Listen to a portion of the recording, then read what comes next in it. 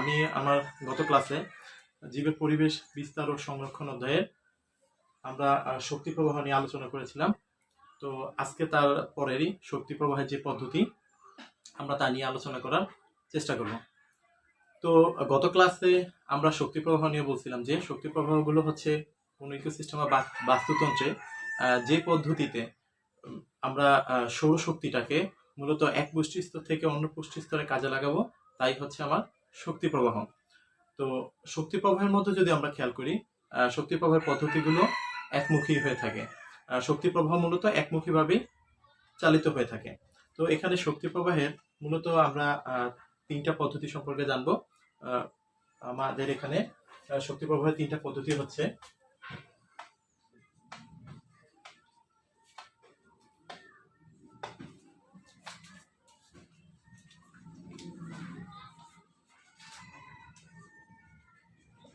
শক্তির অর্জন, দুই শক্তির ব্যবহার,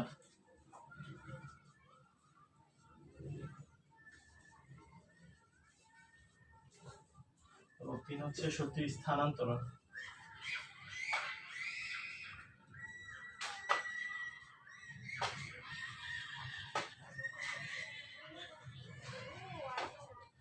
তো আজকে আমরা মূলত শক্তি প্রবাহের যে পদ্ধতি, তার মধ্যে শক্তির তিনটা পদ্ধতি আছে। একটা হচ্ছে শক্তির অর্জন, একটা হচ্ছে শক্তির ব্যবহার, বা একটা হচ্ছে শক্তির স্থানান্তরণ। আমরা তিনটা বিষয় নিয়ে আলোচনা করব। তো প্রথম যে বিষয়টা সেটা হচ্ছে শক্তির অর্জনটা, অ্যাকুইজিশন অফ এনার্জি, যার মূল অর্থ বা যার ইংরেজি মূল অর্থ হচ্ছে অ্যাকুইজিশন অফ এনার্জি। তো মূল জিনিসটা হচ্ছে যে বাস্তুতন্ত্রে আমার যে শক্তিটা, আমরা যে শক্তি পেয়ে থাকি, সেই শক্তিটা মূলত আসে সূর্য থেকে। আমরা সূর্য থেকেই এই শক্তিটা পেয়ে থাকি। তো সূর্য থেকে প্রতি বছর মূলত দেখা গেছে যে 12 × 3 × 10⁻22 কিলো ক্যালোরি আমরা শক্তি পেয়ে থাকি।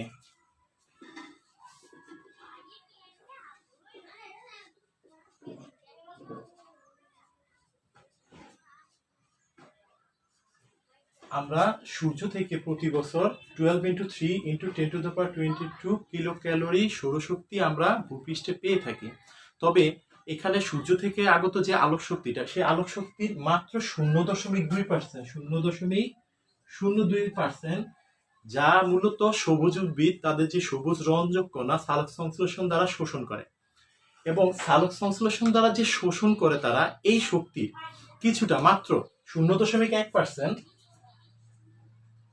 মাত্র 0.1% সালোক সংশ্লেষণ প্রক্রিয়ার মাধ্যমে খাদ্য প্রস্তুত করে সেগুলো আবার স্থৈতিক বা যেটাকে বলা যে সঞ্চিত শক্তি হিসেবে আবার জমা থাকে। তো মূল জিনিসটা হচ্ছে যে আমার যখন শক্তি অর্জন করতে হবে, এখানে মূল যে শক্তিটা আসবে সেটা আসবে সূর্য থেকে। এবং সূর্য থেকে প্রতি বছর এখানে 12 × 3 × 10⁻22 কিলো ক্যালোরি সৌরশক্তি ভূপৃষ্ঠে নেমে আসে।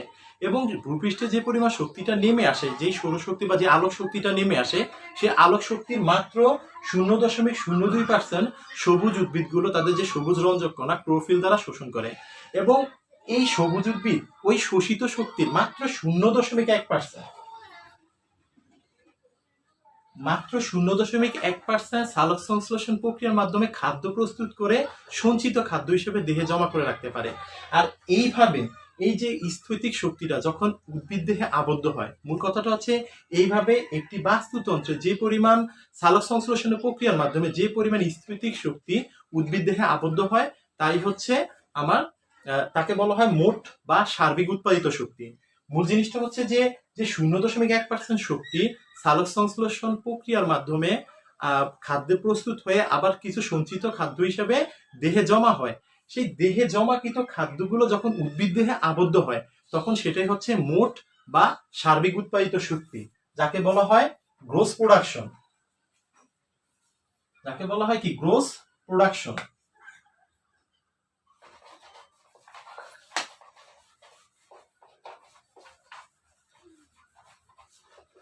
সালোক সংশ্লেষণ প্রক্রিয়ার মাধ্যমে যদি স্থৈতিক শক্তিটা উদ্ভিদ দেহে আবদ্ধ হয়, তাহলে তাকে বলা হয় মোট বা সার্বিক উৎপাদিত শক্তি বা গ্রোস প্রোডাকশন, জিপি।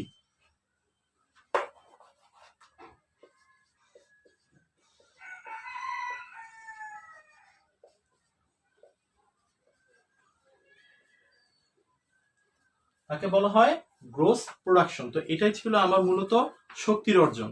এরপর হচ্ছে শক্তির ব্যবহার। তো সার্বিক উৎপাদিত শক্তির কিছুটা আবার উদ্ভিদের বিপাকীয় কাজে ব্যবহৃত হয়। শক্তির ব্যবহারের ক্ষেত্রে প্রথমে হচ্ছে যে আমার যে শক্তির অর্জনের ক্ষেত্রে যে পরিমাণ শক্তিটা আমার যে পরিমাণ শক্তিটা পাওয়া যায় সেই পরিমাণ শক্তির কিছুটা আবার বিপাকীয় কাজে ব্যয়িত হয়। তো বিপাকীয় কাজে যেই শক্তিটা ব্যয়িত হয় তাকে বলা হয় শ্বসন শক্তি বা রেসপিরেশন এনার্জি। শ্বসন শক্তি বা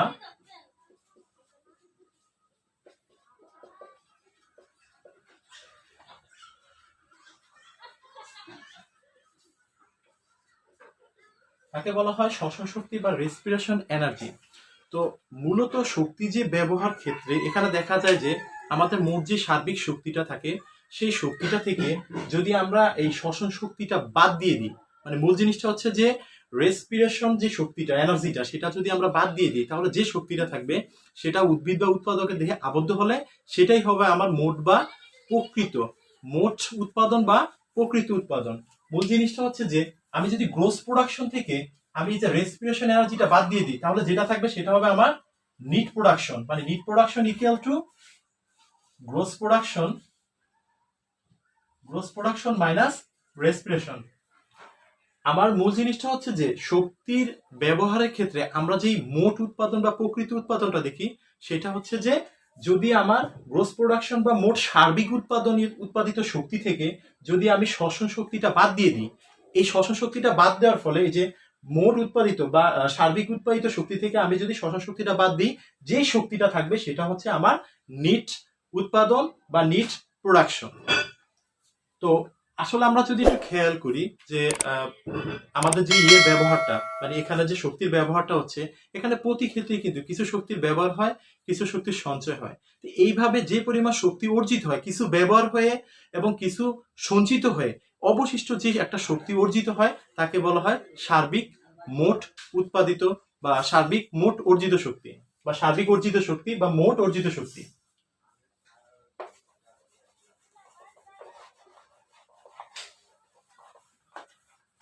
তো আমরা যদি একটু শক্তির ব্যবহারের ক্ষেত্রে যদি একটু খেয়াল করি যে এখানে সৌরশক্তি থেকে কিছু উদ্ভিদের কথাই বলি, কিছু ক্ষুদ্র উদ্ভিদের কথাই বলি বা কিছু অণুজীবের কথাই বলি, তাদের কিছু মৃত দেহাংশ ও বজ্র পদার্থ থাকে যেগুলো সূর্যের আলোতে গিয়ে একটা পচনশীল জৈব বস্তু পরিণত হয়, একটা পচনশীল জৈব বস্তুর মধ্যে পরিণত হয়। তারপরে গিয়ে সেগুলো বিয়োজক বা ছত্রাক বা ব্যাকটেরিয়া এবং ক্রমান্বয়ে তা থেকে মাটি ও মাটির মধ্যস্থ পানি অজৈব উপাদানের সাথে মিশে সেখান থেকে তারা উৎপাদকের দেহে সঞ্চিত প্রকৃত শক্তি হিসেবে জমা হয় এবং এখান থেকে আবার প্রাথমিক খাদকের দেহে কিছু পরিমাণ শক্তি যায় এবং প্রাথমিক খাদকের দেহ থেকে গৌণ খাদকের দেহে কিছু পরিমাণ শক্তি যায় এবং সর্বশেষ গৌণ থেকে প্রগৌণ খাদকের পর্যায়ে আবার কিছু শক্তি যায়। একটু খেয়াল করলে যদি দেখা যায় যে সৌরশক্তির প্রভাবটা এখানে যে মৃত দেহাংশ তাদের উপরও পড়তেছে এবং এখানে যে উৎপাদকের দেহ থেকে শুরু করে প্রাথমিক খাদক গৌণ খাদক এবং প্রগৌণ খাদক সকলের উপরেই প্রভাবিত হচ্ছে, মানে সকলের উপরে কি প্রভাবিত হচ্ছে। কিন্তু দেখা যাচ্ছে এখানে উৎপাদকের দেহে যে সঞ্চিত প্রকৃত শক্তিটা সেটা আবার একসময় আবার কি মানে বিয়োজক বা ছত্রাক বা অণুজীবগুলোর মাধ্যমে মানে বিভিন্ন অণুজীবগুলোর মাধ্যমে পচে গেলে আবার কি মাটিতে দ্রবীভূত হচ্ছে বা একটা জৈব বস্তুতে আবার পরিণত হচ্ছে। ক্রমান্বয়ে তারা কি একটা জৈব বস্তুতে পরিণত হচ্ছে। তো এইভাবে একটা পর্যায় থেকে আরেকটা পর্যায়ে খাদ্যের ক্রমান্বয়ে একটা হ্রাস ঘটতে থাকে। যেমন একটু ক্রমান্বয়ে এখানে শক্তির কিছু অপচয় হয়। এই ক্ষেত্রে যদি একটু খেয়াল করি রেচন ও শ্বসনের দ্বারা শক্তির অপচয় এবং অব্যবহৃত, মানে প্রত্যেকটা পর্যায়ে কিছু পরিমাণ রেচন এবং শ্বসনের জন্য কিছু পরিমাণ শক্তি অপচয় হবে এবং কিছু পরিমাণ শক্তি থাকবে।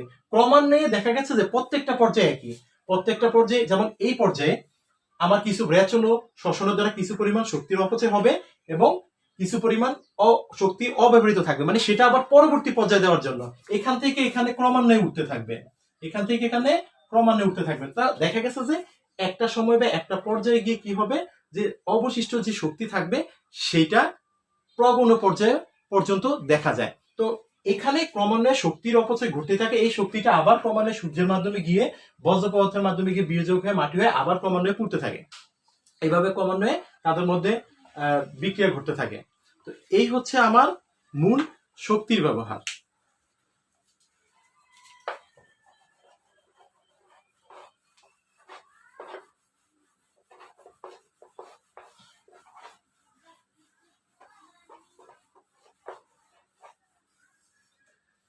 এরপর হচ্ছে শক্তির স্থানান্তরণ। শক্তির স্থানান্তরণটা বলতে আসলে উৎপাদকের দেহে আবদ্ধ যে প্রকৃত শক্তিটা থাকে, মানে উৎপাদক তৈরি হয়ে তার মধ্যে যে প্রকৃত শক্তিটা থাকবে সেটা প্রথমে প্রাথমিক খাদক তাদেরকে খেয়ে, মানে খাদ্যের মাধ্যমে গ্রহণ করবে। মানে উৎপাদকের যে শক্তিটা থাকবে সেটা প্রাথমিক খাদক তাদের খাদ্যের মাধ্যমে গ্রহণ করবে। তো প্রাথমিক খাদক তাদেরকে খাওয়ার পর, তাদের একটা নির্দিষ্ট ব্যবহারের পর প্রাথমিক খাদকের দেহে যে প্রকৃত শক্তিটা থাকবে সেই প্রকৃত শক্তিটা আবার গৌণ খাদক খাদ্যের মাধ্যমে গ্রহণ করবে। এভাবে গৌণ খাদক থেকে প্রগৌণ খাদক পর্যায়ে যাবে এবং প্রগৌণ থেকে সর্বোচ্চ শ্রেণী খাদক পর্যায়ে শক্তির একটা স্থানান্তর ঘটবে।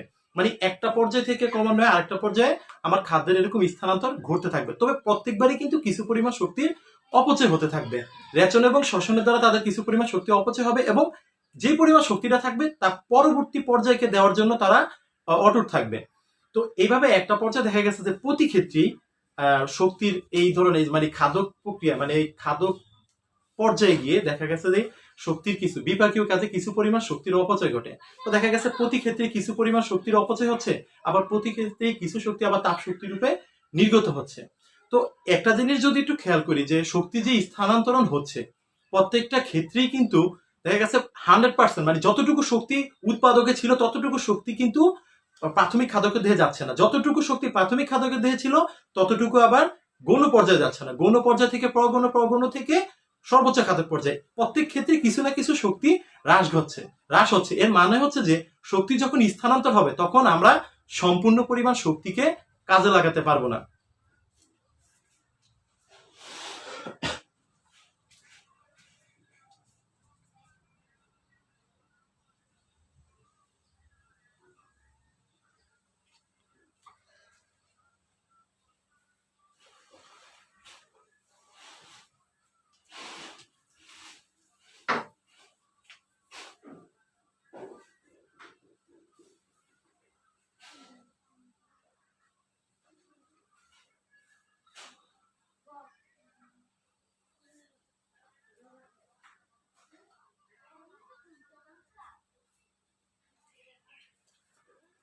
তো আমি প্রথম ক্লাসে একবার প্রথম ক্লাস বলতে গত ক্লাসে আমি একবার বলেছিলাম যে আহ, এখানে একটা হরিণকে দিয়ে একটা উদাহরণ দিয়েছিলাম যে আসলে উৎপাদক পর্যায়ে, যেমন উৎপাদক পর্যায়ে যদি আমরা ঘাসকেই বলে থাকি বা ঘাসকেই মনে করে থাকি, বিশ্লেষণ করে থাকি, তাহলে দেখা গেছে এক জায়গায় যদি 1000 কেজি ঘাস থাকে, মানে উৎপাদক হিসেবে যদি 1000 ঘাস কোনো শাকাশি বলতে গরু, হরিণ এই টাইপের যদি কোনো প্রাণী খেয়ে থাকে, তাহলে ওই 1000 কেজি যে ঘাস সে খেলো সেই ঘাসের মাত্র 100 কেজি তার শরীর গঠনের কাজে আসবে।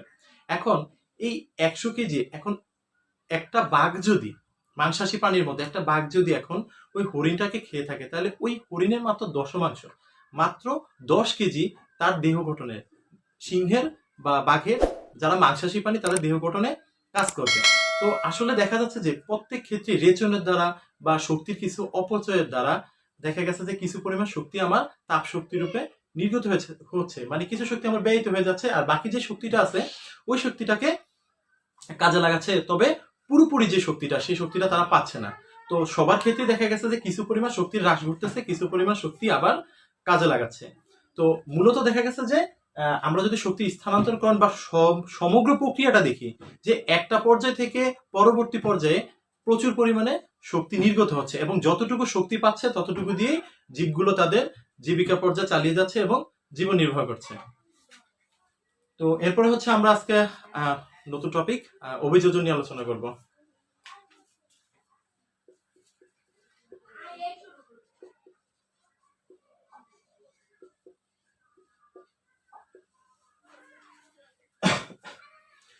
অভিযোজন বা অ্যাডাপ্টেশনস, মূল জিনিসটা হচ্ছে কি, একটা নির্দিষ্ট পরিবেশে তাদের বসবাস করার জন্য ওই পরিবেশ সম্পর্কে একটা সম্যক ধারণা থাকা দরকার।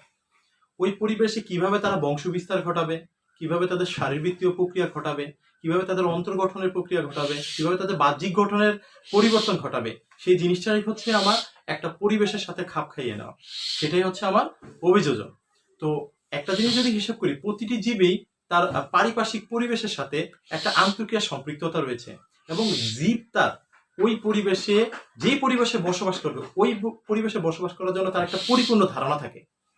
তো ওই পরিবেশে সবচেয়ে মানে ভালো যে উপযোগী উপযোগী যে পরিবেশটা সেখানে তার থাকতে হলে এবং সেখানে তার বংশবৃদ্ধি ঘটাতে হলে, বিশেষ করে তার বাহ্যিক গঠনের, তার আন্তর্গঠনিক, তার শারীরবৃত্তীয়, তার বংশবৃদ্ধির এই সম্পর্কে তার কতগুলো কিন্তু জ্ঞান থাকে। তো মূলত যদি বলি যে একটি নির্দিষ্ট পরিবেশে সুষ্ঠুভাবে বেঁচে থাকতে, একটি নির্দিষ্ট পরিবেশে যদি সে সুষ্ঠুভাবে বেঁচে থাকতে এবং বংশবৃদ্ধি করার জন্য জীবের যেই শারীরবৃত্তীয়, অন্তর্গঠনগত যেই দীর্ঘস্থায়ী পরিবর্তন ঘটে সেটাই হচ্ছে অভিযোজন। তো আমরা যদি একটু সংজ্ঞাটা লিখি।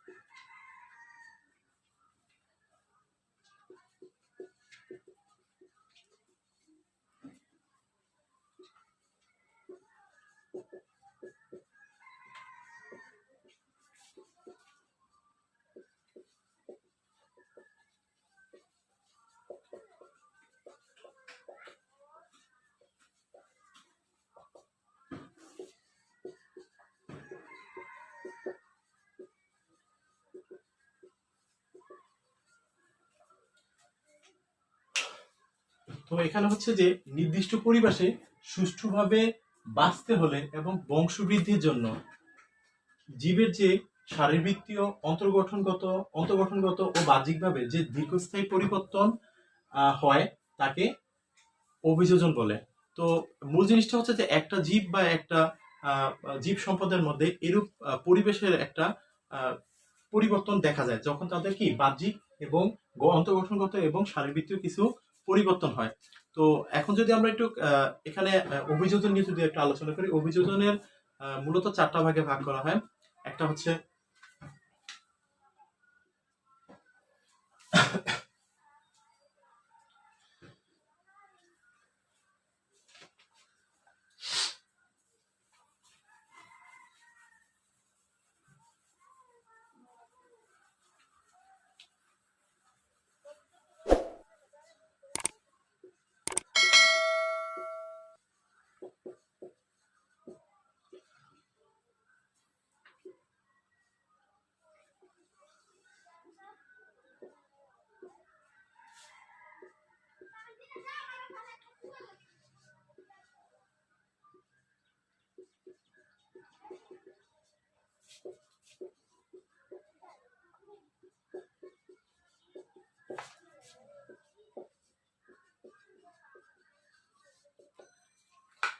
তো এখানে যদি অভিযোজনের প্রকারভেদ দেখি তাহলে মূলত অভিযোজনকে 4টা ভাগে ভাগ করছে। একটা হচ্ছে মুখ্য, একটা হচ্ছে গৌণ, একটা হচ্ছে অভিসারী এবং একটা হচ্ছে অপসারী। মানে মুখ্য অভিযোজন, গৌণ অভিযোজন, অভিসারী অভিযোজন আর হচ্ছে অপসারী অভিযোজন। তো মুখ্য অভিযোজনটা হচ্ছে আসলে কি, যে পূর্বপুরুষরা যে পরিবেশে বসবাস করত সেই পরিবেশের সাথে মানিয়ে নিতে পরবর্তী প্রজন্মের জীবের দেহে যে পরিবর্তনগুলো দেখা যায় আসলে তারাই হচ্ছে মুখ্য অভিযোজন। তো মূল জিনিসটা যদি বুঝিয়ে বলি যে যে পূর্বপুরুষরা আগে যে পরিবেশে বসবাস করতো, মানে তারা যেভাবে যে অবস্থানে যেরকম ভাবে বসবাস করতো, তো পরবর্তী প্রজন্মের যে জীবগুলো থাকবে তারা তাদের দেহে যদি পূর্বপুরুষদের দেহের মতো, মানে পূর্বপুরুষরা যেভাবে তাদেরকে ওই পরিবেশে মানিয়ে নিয়েছে তারাও যদি তাদেরকে সেভাবে মানিয়ে নেয় তাহলে সেটাই হচ্ছে মুখ্য অভিযোজন। তো এরকম দেখা যায় যে মাছের জলজ অভিযোজন, একটা পুকুরে মাছের যে জলজ অভিযোজন থাকে সেটা হচ্ছে মুখ্য অভিযোজনের উদাহরণ। এরপর হচ্ছে গৌণ অভিযোজন। গৌণ অভিযোজনটা হচ্ছে যে মুখ্য অভিযোজনে দেখা যাচ্ছে যে এখানে তারা পূর্বপুরুষ যেভাবে চলছে সেভাবেই তারা তাদেরকে ওই পরিবেশে মানিয়ে নেওয়ার চেষ্টা করে, কিন্তু এখানে পূর্বপুরুষেরা যে পরিবেশে বসবাস করত ওই পরিবেশ ছাড়া জীবগুলো যদি অন্য কোনো পরিবেশে স্থানান্তরিত হয়, মানে অন্য কোনো পরিবেশে যদি তারা চলে যায় এবং ওই প্রথম পরিবেশটাকে রেখে দ্বিতীয় যে পরিবেশে তারা গেল সেই পরিবেশের সাথে যদি নিজেদেরকে মানিয়ে নিতে পারে তাহলে সেটাই হচ্ছে আমার গৌণ অভিযোজন। এরপর হচ্ছে অভিসারী অভিযোজন। তো অভিসারী অভিযোজন গুলো হচ্ছে যে এদের শারীরবৃত্তীয় এবং গঠনগত দিকগুলো একটু ভিন্ন, মানে শরীরবৃত্তীয় এবং গঠনগত, মানে এই ধরনের যে অভিযোজনগুলো এদের শরীরবৃত্তীয় গঠনগত ভাবে অঙ্গগুলো একই পরিবেশে বাঁচার জন্য তারা তাদের বাহ্যিক ও কার্যগত দিক থেকে এক হয়ে যায়, যে কারণে তারা হচ্ছে অভিসারী অভিযোজন। যেমন আমরা যদি একটা উদাহরণ দিই, মৌমাছির হুল এবং কাঁকড়ার হুল, তাদের কিন্তু গঠনগত এবং অন্তর্গঠনগত ভাবে তারা কিন্তু একটু ভিন্ন, তাদের অঙ্গগুলো কিন্তু একটু ভিন্ন, কিন্তু বাহ্যিক এবং কার্যগত দিক থেকে তারা একই বৈশিষ্ট্য প্রকাশ করে। এই জন্য তারা হচ্ছে অভিসারী অভিযোজন। এবং অপসারী অভিযোজন হচ্ছে ঠিক অভিসারীর বিপরীতটা। যেমন এদের অন্তর্গঠন ও গঠনগত দিক থেকে তাদের অঙ্গগুলো কিন্তু একই, কিন্তু বাহ্যিক এবং কার্যগত দিক থেকে তাদের অঙ্গগুলো আলাদা। মানে মূল জিনিসটা হচ্ছে যে অপসারী অভিযোজনগুলো হচ্ছে যে এই ধরনের তারা একটা নির্দিষ্ট বা একটা বিভিন্ন পরিবেশে বসবাসের জন্য এই অভিযোজন প্রক্রিয়ায় তারা তাদের যে অন্তর্গঠন ও গঠনগত যে অঙ্গগুলো থাকে তারা একই থাকে, কিন্তু কার্যগত দিক থেকে বা বাহ্যিকগত দিক থেকে তাদের কাজগুলো থাকে ভিন্ন। যেমন আমি যদি অপসারী উদাহরণ দিই, যেমন তিমির ডানা এবং মানুষের যে হাত, তাদের কিন্তু অন্তর্গঠনগত গঠনগত দিক থেকে কিন্তু একই, কিন্তু তাদের কার্যগত দিক থেকে কিন্তু তাদের কাজগুলো ভিন্ন। মানুষ এবং তিমির ক্ষেত্রে কার্যগত দিক থেকে তাদের এই হাত বা তাদের যে পাখা, এদের কাজগুলো কিন্তু একটু ভিন্ন হয়ে থাকে। তো এই ছিল মূলত অভিযোজন নিয়ে প্রকারভেদ, মুখ্য, গৌণ, অভিসারী এবং অপসারী। তো আবার যদি একটু বুঝিয়ে বলি যে মুখ্য অভিযোজনটা হচ্ছে যে পূর্বপুরুষরা যে পরিবেশে বসবাস করত সেই পরিবেশে যদি পরবর্তী প্রজন্মরা নিজেদেরকে মানিয়ে নিয়ে বসবাস করতে পারে তাহলে সেটি হচ্ছে মুখ্য অভিযোজন। এবং গৌণ অভিযোজন হচ্ছে যে পূর্বপুরুষেরা যে পরিবেশে বসবাস করত সেই পরিবেশ ছেড়ে তারা যদি অন্য কোনো পরিবেশকে নিজেদেরকে খাপ খেয়ে নিতে পারে বা মানিয়ে নিতে পারে তাহলে সেটাই হচ্ছে গৌণ অভিযোজন। এবং অভিসারী অভিযোজন হচ্ছে যে এদের উৎপত্তি ও গঠনগত দিক থেকে ভাবে এরা কিন্তু এদের অঙ্গগুলো একটু ভিন্ন রকম, এদের অঙ্গগুলো ভিন্ন রকম, কিন্তু তারা একই পরিবেশে বসবাস করার জন্য তারা দেখা গেছে তাদের বাহ্যিক ও কার্যগত বৈশিষ্ট্যগুলোকে তারা এক করে ফেলে। এটাই হচ্ছে অভিসারী। আর অপসারী হচ্ছে যে গঠনগত এবং অন্তর্গঠনগত ভাবে এদের অঙ্গগুলো একই হলে এরা কিন্তু বাহ্যিক গঠন এবং কার্যগত দিক থেকে একটু ভিন্নতা প্রকাশ করে, মানে ভিন্ন ধরনের কাজ প্রদর্শন করে। তো এই হচ্ছিল আমার আজকে অভিযোজন নিয়ে মূল আলোচনার বিষয়।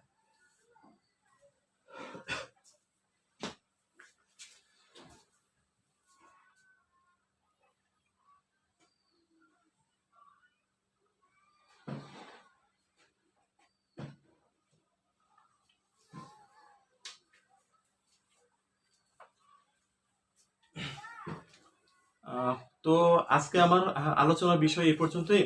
এখানে আজকে আর কি বলবো, তো আমার প্রত্যেকবার একটি কথা, আপনারা ঘরে বসে আপনাদের অবসর সময়টুকু না কাটিয়ে পরীক্ষা প্রস্তুতি নিতে থাকুন, কারণ আপনাদের গত বছরে যারা ছিল তাদের তো একটা ব্যবস্থা হলোই।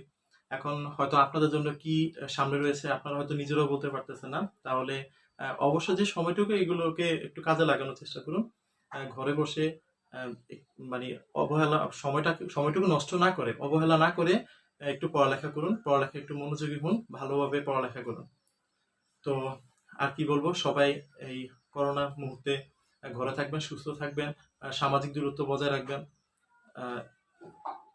তো আজকে এই বলে আমি আমার ক্লাস শেষ করছি। সবাই ভালো থাকবেন।